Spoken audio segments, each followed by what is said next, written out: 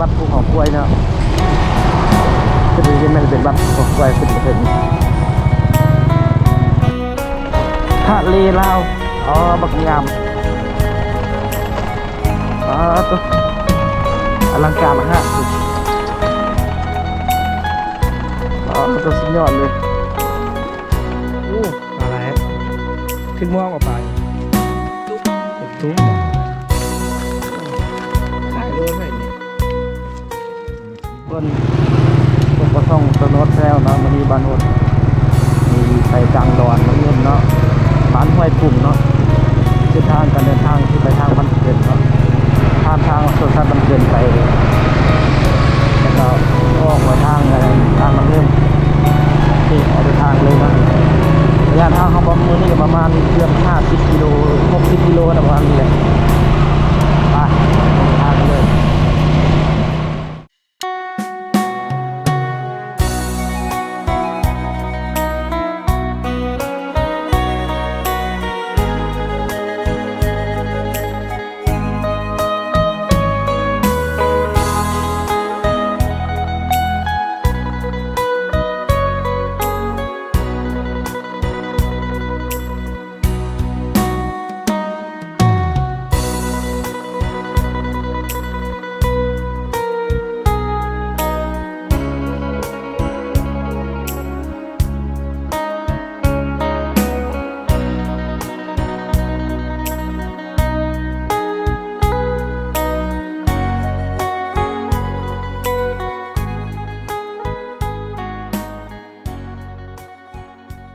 ตัวนี้ก็มาห้องเราบ้านบ่าวน้อยบ้านบ่าวน้อยเนาะบ้านหัวนาเนาะหัวหน้าเนาะเพื่อนกำลังซื้อห้อมเดินทางไปกับพวกเขาเนาะวันนี้ก็ไป2 คนนี่แหละผู้ชมเลยยี่หมอ1 หมู่ว่าสิไปกับคำมวนก็บ่ได้ไปนำซ้ำไป2 คนเขาเนาะเดินทางไปในวันนี้พร้อมหรือเปล่าจ๊ะไปพร้อมไป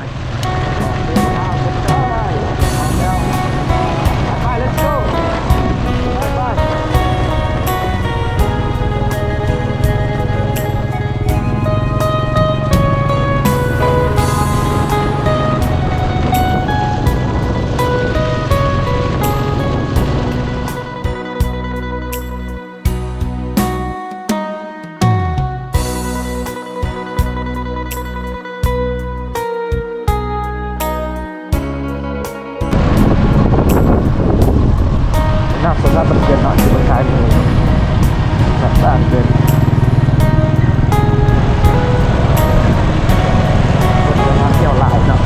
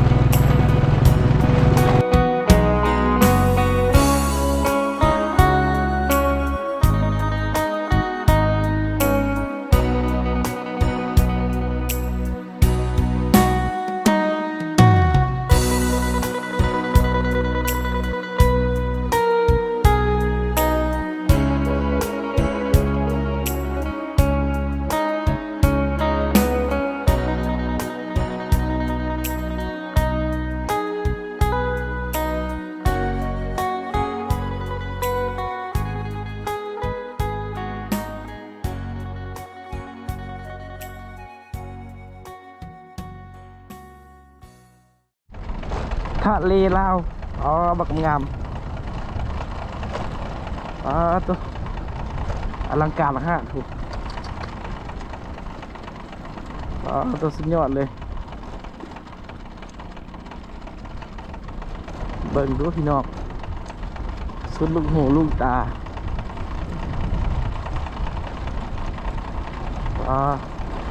งามแห้งครับผู้ชมโอ้งามแห้งไอแมนอ้างน้ำเงื่อมทางหลังเพื่อนของน้ำเงื่อม1นะครับผู้ชมนะประมาณจะไปพุ่นละกลางดอดบ้านห้วยปุ่งเนาะ ไปกลางเต็นท์นอนอยู่กลางดอนเลยเป้าหมายครับ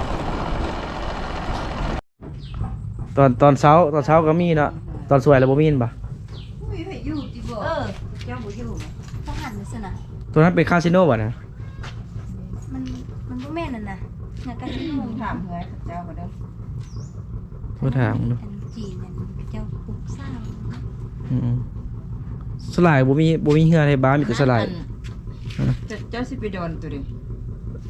ดอนจะได้งามเถอะค่อยเคยไปเดียวห้วยปุ่งเทินเองแต่ว่ามีหลายบ่อนเนี่ยบ่อนใด โดนผัดตาวนี่น้ำมันบ่หลายบ่ก็มีแต่ประตูค่อยอยู่เหือนี่แหละไปส่งเจ้ามาตะเวียงตะหยัง แต่บ่อนใดในที่มันงามเป็นตาเที่ยวเนี่ยเพราะห้วยปุ่งก็เคยไปเทินเองแล้วห้วยปุ่งเคยไปเทินเองแล้วถ้ามีบ่อนอื่นนี่บ่แนะนำบ่อนใดเนี่ย มีแต่หูอันนี้แหละอันหยังก็ผัดตาวนี่แหละ ผาเต่า ไปส่งเขาเจ้า วิวงามบ่ งามพักยานช่วงนี้น้ำมันยังจักหลายดิ น้ำขึ้นคนเก่า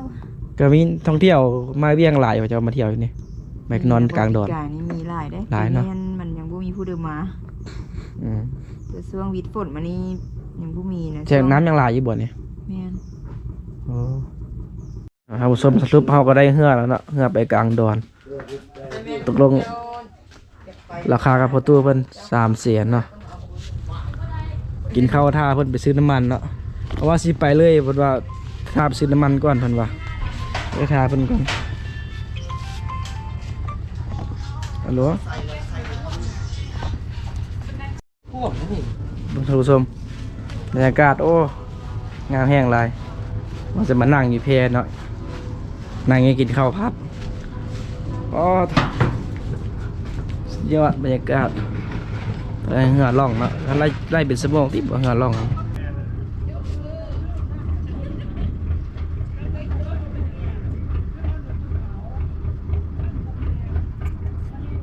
เงินรถกูไปก็ได้มาแล้วพี่น้องนี่ข้าวผัดหมูนี่ก็ข้าวผัดทะเลกินทางบรรยากาศงามๆพี่น้องทางน้ำเงิมมันไม่ใช่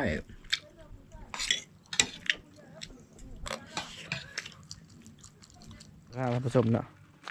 ลุงปลาปลากระไร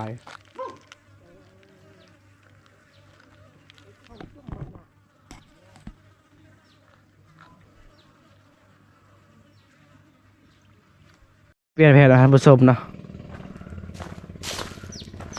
ตัวคันทับปากวันสิไปสุดท้ายแล้วก็บ่ได้ไปสำเนาะเฮากับบ่ได้ไปกลางดอนนะที่นั่นอยู่แคมป์น้ำวางนี้เนาะอยู่แปกับฮานทำไปกินข้าวมื้อสวยนี่ก็คุ้มค่าอยู่เนาะได้วิวอยู่นี่งามอยู่วิวนี่ก็คุ้มอยู่สิกลางที่นั่นอยู่แถวนี้แหละบริเวณนี้ท่ามกลางบรรยากาศทะเลลาว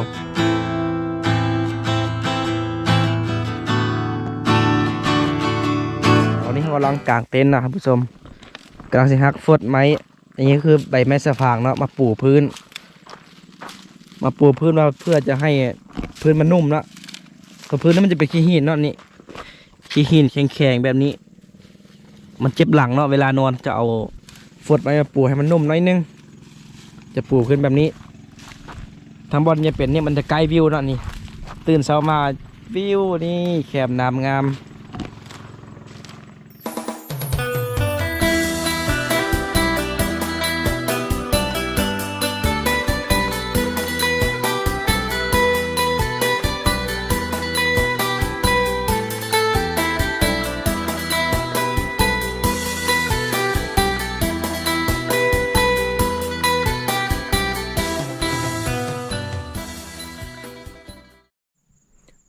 ตอนนี้เรากางเสร็จแล้วนะผู้ชมนะ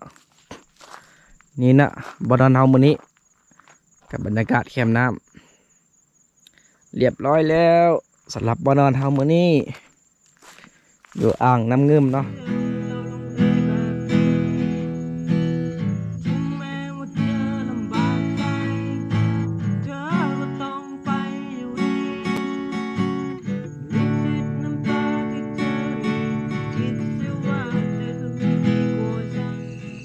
ตอนนี้เวลาประมาณ6 โมงเนาะ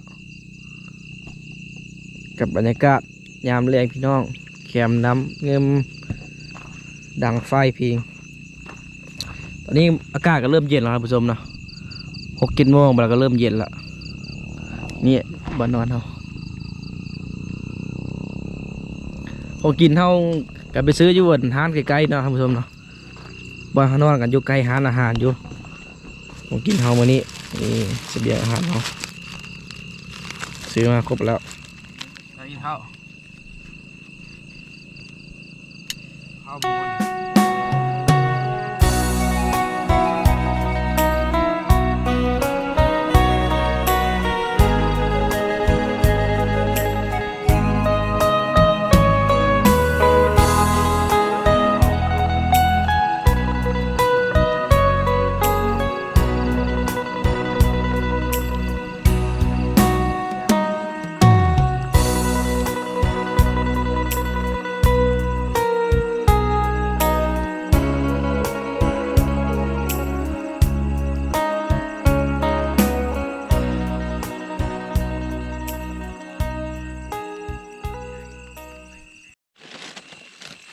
ผู้ชมเนาะ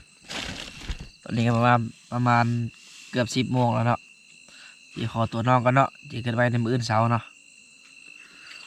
เจอกันไว้มื้อเช้าท่านผู้ชมเด้อเบิ่งบรรยากาศยามเช้าเนาะอยู่แคมป์นึงมันจะงามส่ำใดมาเบิ่งตะเวนขึ้นเนาะสำหรับวันนี้ขอตัวนอนก่อนบ๊ายบายนอนก่อนสบายทุกคนยามเช้าเนาะพี่วิวอ่างน้ำเงิมนี่นะมันนอนเท่าเมื่อคืนนี้ผู้บ่าวน้อยยังบ่ตื่นซ้ำผู้บ่าวน้อยยังนอนอยู่หนาวคนป่ะบ่อยากลุก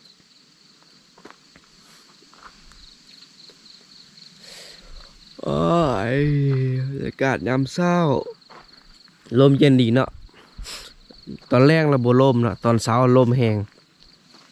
เมื่อคืนนี่ก็บ่มีลมเมื่อคืนนี่มาลมช่วงตอนเช้าลมช่วงประมาณ5 โมงเช้าลมแห้งตอนนี้กำลังลมอยู่เนาะน้ำขึ้นนะผู้ชมน้ำขึ้นหลายเนาะว่าเลยน้ำบริขึ้นหลายแบบนี้มันนี่น้ำขึ้นเหมือนนี้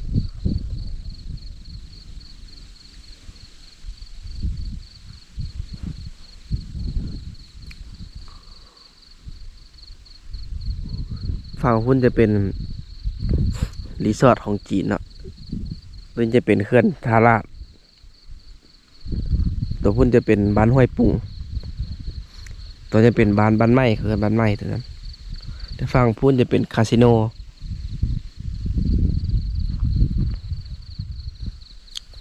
มาฮอดคลิปนี้ก็เมื่อเพียงเท่านี้เนาะท่านผู้ชมเนาะมักก็กดไลค์กดแชร์กด Subscribe ให้ข้าพเจ้าเลยเนาะเพื่อว่าจะเป็นกำลังใจให้ข้าพเจ้าให้คลิปใหม่ต่อไปเนาะสำหรับคลิปนี้ก็กล่าวคำว่าสบายดีเนาะบ๊ายบายเบิ่งผู้บ่าวยังบ่ตื่นนอนอยู่นี่ยังนอนอยู่ ตื่นเด้อ เมื่อปะได้ นอนต่อซะ